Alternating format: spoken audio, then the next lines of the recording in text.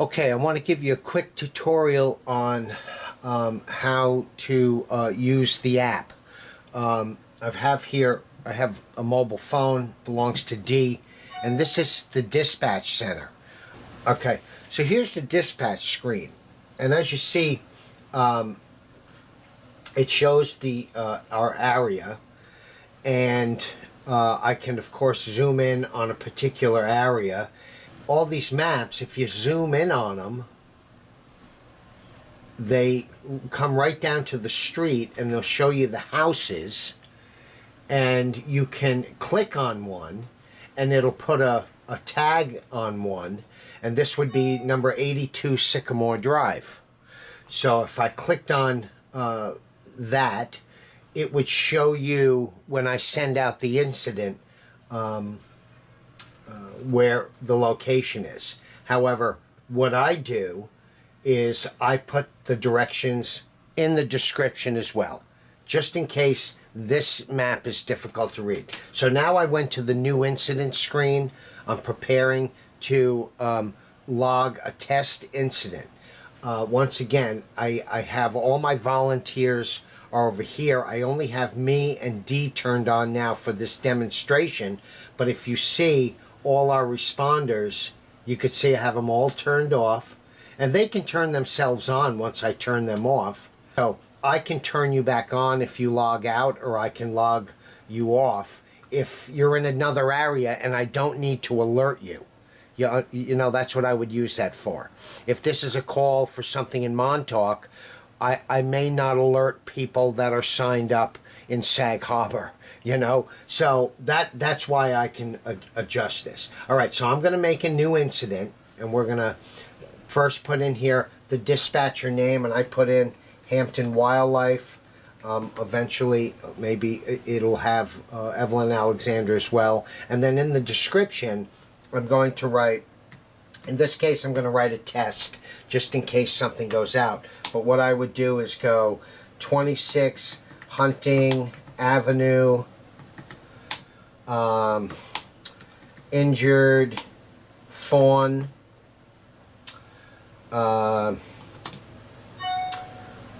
needs transport, possible vehicle hit.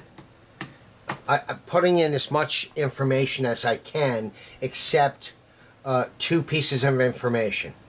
Okay, and that includes the address, the injury, what possibly needs to be done, what possibly happened. Any information the reporting party left you is what you want to give in the description. And then down here, you put in how many people you need. I'm just going to put, I need one person and one vehicle. Okay, there's responders and vehicle. Then there's an incident class: emergency, transfer, or a simulation. So it's either a test, a transfer only, which in some cases would be, we need somebody to transport an animal that just got rescued and brought to Dr. T's office. Now Dr. T needs somebody to get it over to Evelyn Alexander. So that's when we would send out a transfer call. And then the emergency, of course, is a rescue. So once we have emergency is already default clicked, we go straight over. These things are going to be changed down here: medical, trauma, fire, rescue. This is a dispatch screen anyway. You're not going to be using this. This is for the dispatcher, either me, Evelyn Alexander, other wildlife central commands that can accept calls. And the general public is only going to, somebody asked me, are we going to be able to use the app so we can report injured animals? That's not what the app is for. The app is for a dispatch to put a call out to responders to help that animal. All the public needs to do is know what number to call to get dispatch so we can put this on. So it's going to be my number now. Eventually we're going to make Evelyn Alexander a dispatch as well, so you could call either one of us and we'll be using the same dispatch central command. Okay, so I go straight to the far end. These are all going to be changed for our purposes. But right now I see this, it says under other, we have dogs, cats, bees, wasps, snakes, crocodiles. This is all going to get fixed. But right now go down and just click search and rescue, because you have to click something. And at this point you're ready to create the incident. And as soon as I click it, it's going to send an alert out to all the responders that I have listed as logged in. So here I go, and hopefully Dee's phone will alert. It says the incident has been registered. Okay, so I, as a dispatcher, go back to my screen. Dee is getting the alert. She simply has to click the button to stop the alarm. Okay, and here it says, so if you open the phone, it's going to come right to the map on your screen, the app, and this also is going to be worded differently to be worded for our purpose, our wildlife rescue purpose. Right now, it's listed for an EMS operation. An emergency call. So this is, we're going to have it all reformatted to fit our purpose for wildlife rescue. Meanwhile, here you have a list down here of all these past calls and tests. After 30 days, they start to clear. And up here, you're seeing a ping. If you can see, it's pinging on where the emergency is. Okay? And it'll also show you where you are. I happen to be in the same location as where the emergency is, so you're actually seeing two pings right there. But at the top of this list, you see a bunch of these old ones they're all grayed out with incident numbers, while the top one, the new one, is red. That means the incident is open, and it's saying test 26 Hunting Avenue. You click on the suitcase here, the second button in, and it'll tell you up here, incident alert, test 26 Hunting Avenue, injured fawn, needs transport, possible vehicle hit, pre-hospital, other, search and rescue. So, can I respond? If I can respond, if I can't respond, I hit ignore. That puts me back into the availability after this incident is closed. It'll make me available again in case I am for another issue.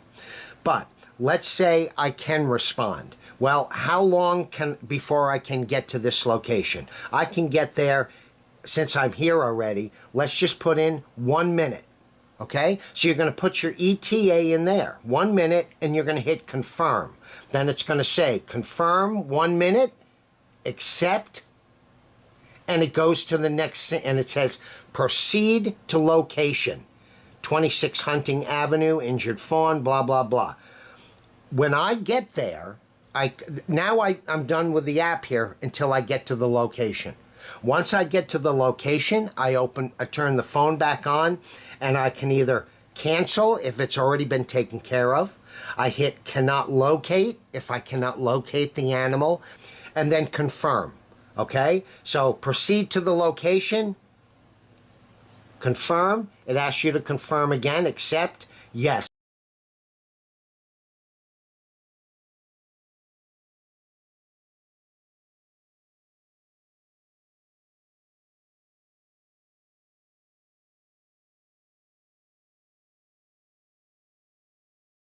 Accept.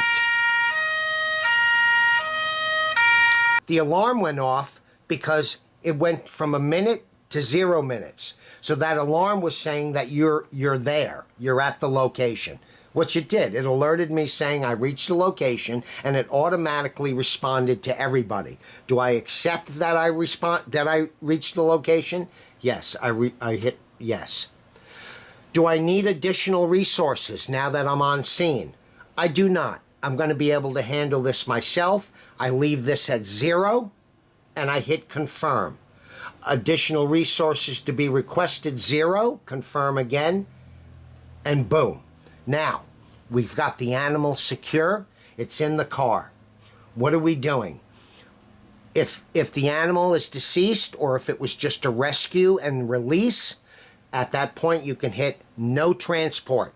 That'll close out the incident, everything has been taken care of. And you'll have an opportunity, if you want, to update everybody on the results. Or you can tell dispatch to let them know the end results. However, this animal needs to go to Dr. T. We see hospitals, patient, and ETA. The hospital, we click on it, has East Hampton Vet Group, Evelyn Alexander, the vet clinic, and we even have Turtle Rescue on there. So let's say we're going to go to Dr. T's at the vet clinic. Hit that. You've got one patient. Hit 1. The ETA, let's say roughly, we would normally put the correct time. But in this situation, let's put 5 minutes. Okay? And we're going to confirm. You selected hospital with one patient arriving in 15 minutes. Is that correct? Accept. And now we're on our way. Okay? The next screen that comes up is to confirm your arrival. So once we get to Dr. T's office and we bring the animal to Dr. T, don't try to figure this out yet, but get the animal to Dr. T, then come back out because now we've got to close this out. You can, it gives you an option to report a delay. You can, you're fixing to confirm arrival in a minute.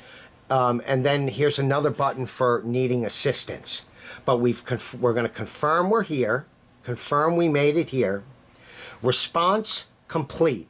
You are now available.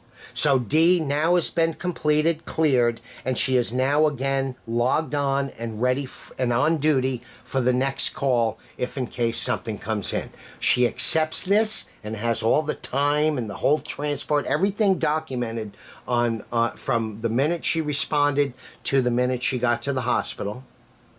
And then it clears and says no assigned incidents. At that point, you can go back to your home page. That'll show up on the dispatch. Yes, here we go. Incident complete. Okay? At which point I can hit cancel on the screen. I give the reason, okay, which I will put test complete, but I would actually put animal was or I'd put perhaps maybe D column responded, was able to secure the injured fawn, and it was transported to Dr. T. And if there's an end result, if he was examined and he's going to go to Evelyn Alexander, maybe at that point I can put out a call for transport, or we can just assume, or I can put down that unfortunately the injuries were life-threatening and Dr. T had to humanely put the animal down. I may put that information there. But once I hit cancel the incident, that gets canceled. And if we'll come back to the home page, we see that there's no active incidents here. However, we're still seeing it here.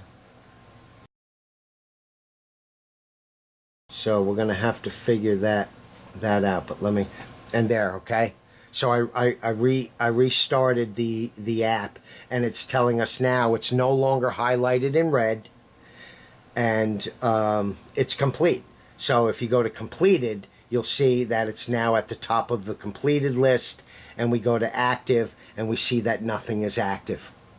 And it's just pinging the, now it's just pinging one ping where D is located, okay? And of course, when she was driving to Dr. T, this ping would have followed her all the way to Dr. T. So that's the basics of how this thing works. I'm going to turn everybody back on. If anybody has any questions, you're going to have to contact me by either calling me, 631-377-6555. Just leave a message with your name and your phone number, and I'll call you back, and we'll talk about it and get you running through this properly. Or you're welcome to email me your questions, and I can answer that too, at Kachina, Kachina 35 @gmail. And once everyone on, all our responders are comfortable on knowing how to use the app, we will put it into effect, and we will get this in operation, and we'll start publicizing the app and getting it set up with Evelyn Alexander if in fact they want to use it, and get them as a dispatch and start recruiting more and more people to be responders. And that's the key to this app is the recruitment of responders. Okay. Thank you for all your help.